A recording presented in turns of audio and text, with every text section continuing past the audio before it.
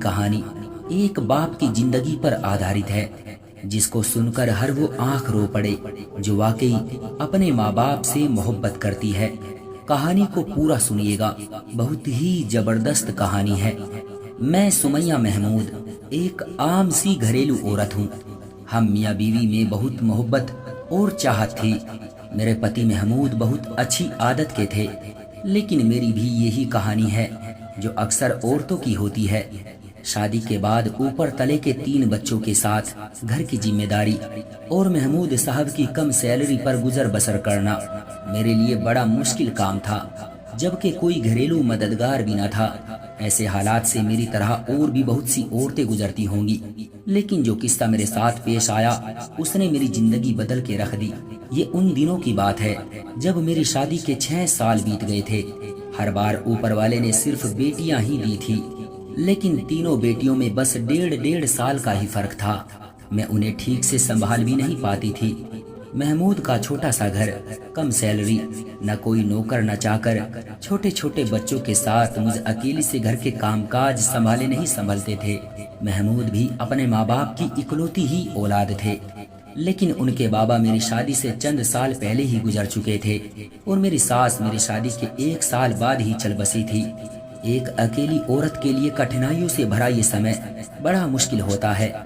حالانکہ محمود صاحب صبح ناشتہ بنانے میں میری مدد کرتے تھے، لیکن جب وہ اپنے آفس چلے جاتے تو میرا پورا دن گھن چکر بنے گزرتا تھا۔ دن بڑی مشکل سے گزر رہے تھے۔ گھر پر میرے علاوہ کوئی نہیں تھا جو میری بات سنتا۔ محمود شام کو گھر لوٹتے تو وہ بھی آتے ہی بچوں میں لگ جاتے تھے، اور رات کا کھانا کھاتے ہی ہم دونوں اپنی ذمہ داریوں سے اس قدر تھکے ماندے ہوتے کہ لیٹتے ہی سو جاتے تھے۔ ایک تو بچوں کی تھکا دینے والی ذمہ داری، اس پر گھر کی صفائی ستھرائی، کھانا داری، یہ دن مجھ پر بڑے کٹھن گزر رہے تھے۔ لیکن پھر ایک دن محمود ایک بڑی سی عمر کے شخص کو اپنے ساتھ گھر میں لے آئے اور پھر مجھ سے بولے کہ لو بیگم صاحبہ، تمہارا مسئلہ اوپر والے نے حل کروا دیا ہے۔ آج سے یہ نوکر تمہارے سارے کام کر دیا کرے گا اور بچوں کو بھی سنبھال لے گا۔ تم ان سے جو کام کہو گی یہ انکار نہیں کرے گا، بس شام کو 7 بجے کے بعد واپس چلا جایا کرے گا۔ محمود مجھ سے کہنے لگے کہ یہ بزرگ میرے آفس کے باس کے گھر کے نوکر ہیں۔ وہ لوگ کچھ مہینے کے لیے دبئی گھومنے پھرنے گئے ہیں اور یہاں ان کا کوئی قریبی رشتہ دار بھی نہیں ہے، اس لیے انہوں نے کہا ہے کہ میں انہیں اپنے ساتھ لے جاؤں۔ جو بھی کام کاج ہو تو بتا دینا۔ دیکھنے میں وہ اچھے خاصے ادھیڑ عمر کے تھے، چہرے پر شرمندگی سی چھائی ہوئی تھی، سر کے سارے بال سفید تھے، نظریں جھکائے کھڑے تھے، سادے سے کرتے پاجامے میں، چہرے پر سفید ریشم دار داڑھی۔ میں نے سوچا کوئی عورت ہوتی تو مجھے کچھ سکون بھی ہوتا، یہ بزرگ آدمی بھلا میری کیا مدد کر سکتے ہیں؟ لیکن محمود کے باس کا حکم تھا تو اس لیے ہم ٹال نہیں سکتے تھے۔ وہ صبح 8 بجے تک گھر پہنچ جاتے تھے اور شام کو 7 بجے کے بعد واپس چلے جاتے تھے۔ گھر کا کام کاج میں ان سے کیا کروا سکتی تھی؟ ہاں، ان کے آنے سے یہ ضرور ہوا تھا کہ بچے ان کے ساتھ بہل گئے تھے اور پھر وہ چھوٹے موٹے کام کر دیتے تھے۔ وہ مجھے بٹیا کہہ کر پکارتے تھے۔ میں کچن میں بزی ہوتی تو خود بھی کچن میں آ جاتے اور کہنے لگتے کہ بٹیا مجھے چائے بنانی آتی ہے اور سبزی بھی اچھی کاٹ لیتا ہوں، کوئی کام ہو تو بنا جھجک کہہ دیا کرو۔ پرانا سا لباس پہنے، کاندھے پر رومال لٹکائے، وہ گرمی میں ماتھے کا پسینہ پوچھتے ہوئے میرا احساس کرنے آ جاتے۔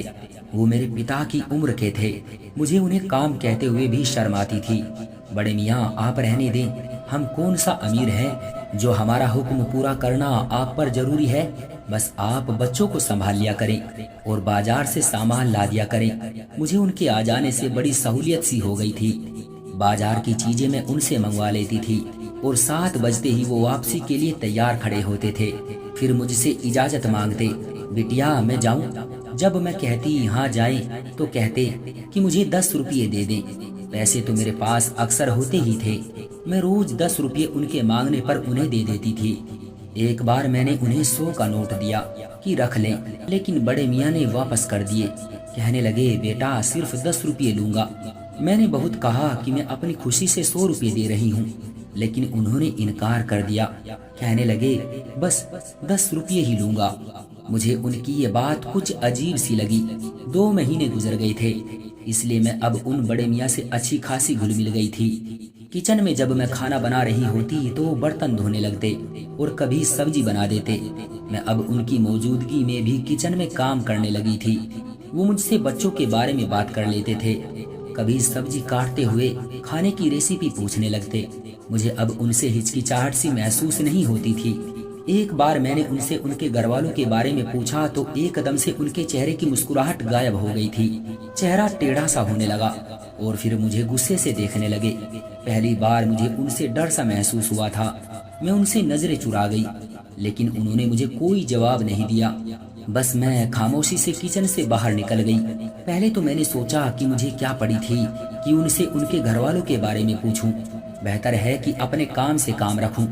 खैर, अगले दिन उनका व्यवहार पहले जैसा था।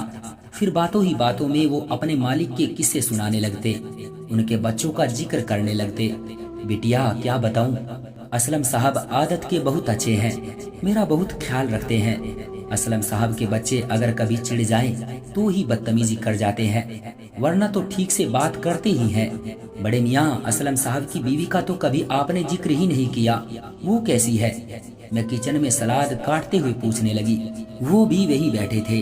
एक ठंडी गहरी सांस ली, फिर कहने लगे, मिजाज की तेज है लेकिन अच्छी है।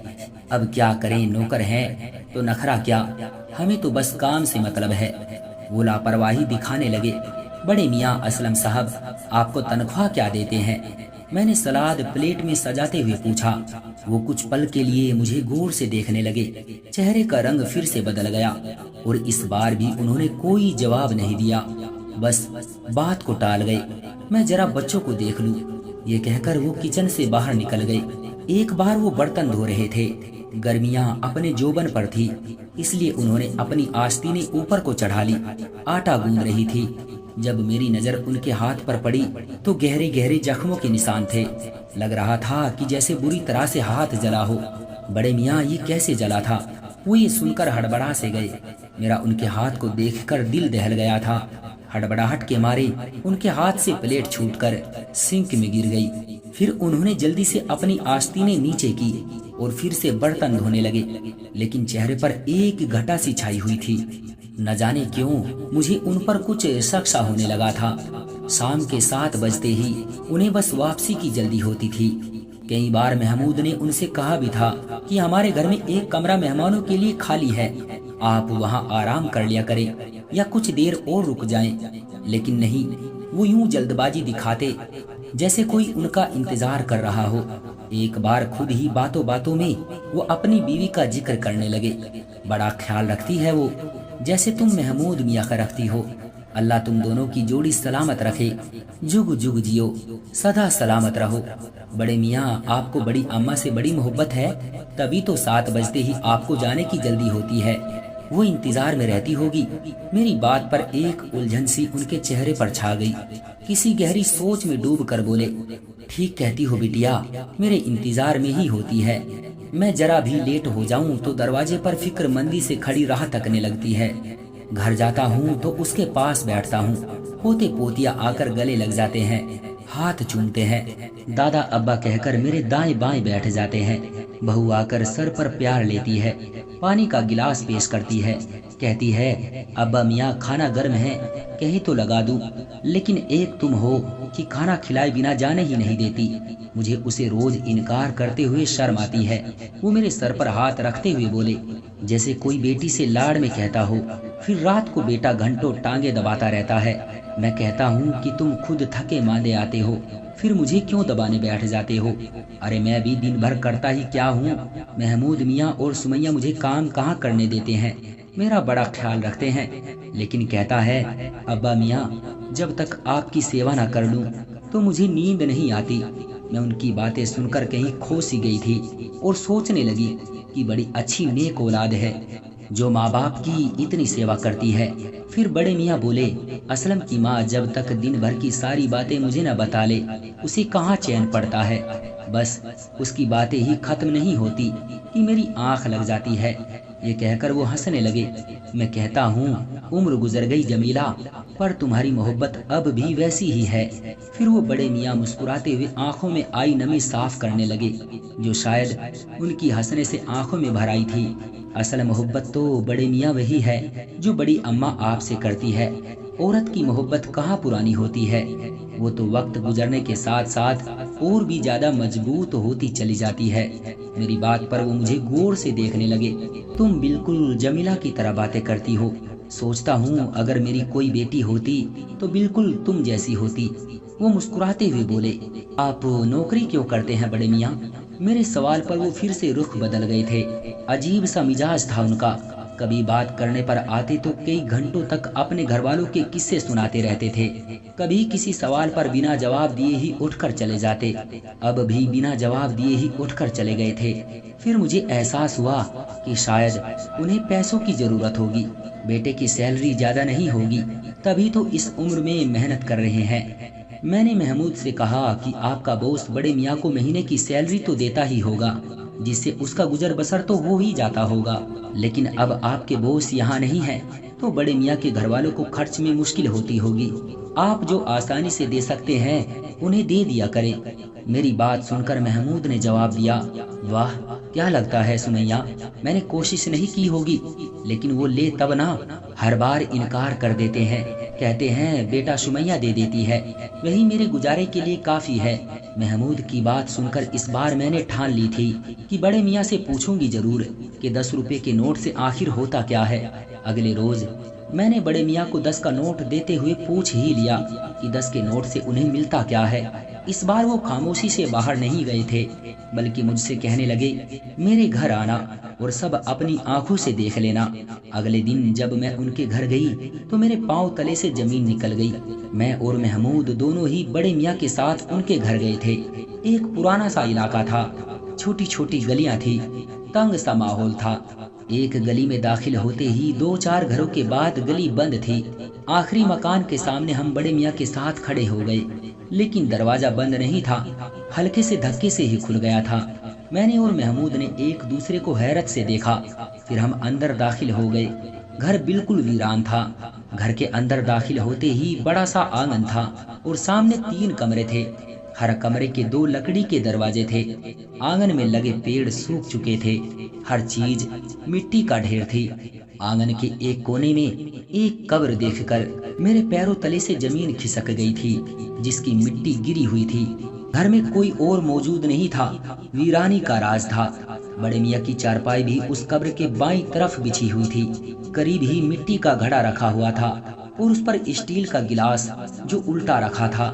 بڑے میاں سب سے پہلے اس قبر پر گئے۔ جمیلہ دیکھو تو صحیح کون آیا ہے؟ ارے تمہیں بتایا تو تھا کہ بیٹیا آنے کی ضد کر رہی ہے، بہانے بہانے سے تم سب کا پوچھتی ہے، اس لیے اس بار ساتھ لے آیا۔ میرے قدم تو یہ سب دیکھ کر وہی جم گئے تھے۔ محمود کی حالت بھی مجھ سے کچھ الگ نہ تھی۔ بڑے میاں نے اپنی جیب سے اگربتی نکالی اور ماچس سے جلا کر قبر پر لگا دی، پھر پلٹ کر ہمیں دیکھنے لگے۔ تم دونوں کیوں رک گئے؟ ارے آؤ نا، تم پوچھتی ہو کہ میں 10 روپے کیوں لیتا ہوں؟ جمیلہ کو اگربتی کی خوشبو بڑی پسند ہے، اس لیے اس کے لیے لے آتا ہوں، خوش ہو جاتی ہے بیچاری۔ چلو تمہیں اپنی بہو سے ملواتا ہوں، باورچی خانے میں ہوگی، وہ میرے لیے کھانا تیار کر کے رکھتی ہے کہ ابا میاں کو آتے ہی بھوک لگی ہوگی۔ یہ کہہ کر وہ میرے پاس آئے، میرا ہاتھ تھام کر اپنے باورچی خانے میں لے گئے، جہاں کی حالت بھی باقی گھر جیسی ہی تھی۔ خالی باورچی خانہ تھا، چند اسٹیل کے برتن تھے، وہ بھی مٹی سے سنے ہوئے۔ مجھے لگا شاید ان کی فیملی کسی حادثے کا شکار ہو گئی ہے، سبھی شاید دنیا چھوڑ چکے ہیں، اس لیے ہی بڑے میاں تنہائی کا شکار ہیں، اسی سے بچنے کے لیے بنا سیلری کے کام کرتے ہیں۔ پھر وہ مجھے اور محمود کو اپنے بیٹے کے کمرے میں لے گئے۔ حالانکہ کمرے میں کوئی نہیں تھا، لیکن دیوار پر لگی تصویر دیکھ کر محمود اور میرے ہوش اڑ گئے تھے۔ خوف کی نظر سے ہم نے بڑے میاں کو دیکھا تھا۔ تصویر میں بڑے میاں اپنے بیٹے اور بہو کے ساتھ کھڑے مسکرا رہے تھے۔ بیٹا جوان 21-22 سال کا لگ رہا تھا اور بہو شاید 19-20 سال کی ہوگی۔ محمود کی آنکھیں پھیلی ہوئی تھی۔ یہ تو اسلم سر ہے۔ محمود نے تصویر کے سامنے اس نوجوان کی طرف انگلی اٹھا کر حیرت سے کہا۔ ان کے منہ سے یہ سن کر اب میں سن سی ہو کر رہ گئی تھی۔ میں نے آج تک محمود کے بوس کو نہیں دیکھا تھا، بس ذکر ہی سنا تھا۔ بڑے میاں، آپ اسلم سر کے بابا ہیں؟ محمود کی آواز حیرت کے مارے کانپتے ہوئے نکل رہی تھی۔ بڑے میاں کی آنکھوں سے آنسو جاری ہو گئے۔ نہیں بیٹا، میں تو اس کا نوکر ہوں۔ اب وہ پھوٹ پھوٹ کر رونے لگے تھے۔ محمود نے آگے بڑھ کر انہیں اپنے ساتھ لگا لیا۔ اب وہ محمود کے گلے لگ کر پھوٹ پھوٹ کر رو رہے تھے۔ میری آنکھیں سب دیکھ کر پتھرا سی گئی تھی۔ میرا گھر بار، میرا سب کچھ برباد ہو گیا ہے بیٹا۔ میں تو آج تک یہ نہیں سمجھ پایا کہ میرا قصور کیا تھا۔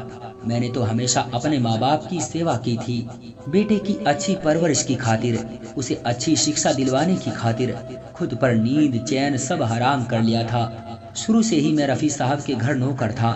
اس وقت مجھے روز 10 روپے تنخواہ کے ملتے تھے، اس سے میرا گھر اچھا چل رہا تھا۔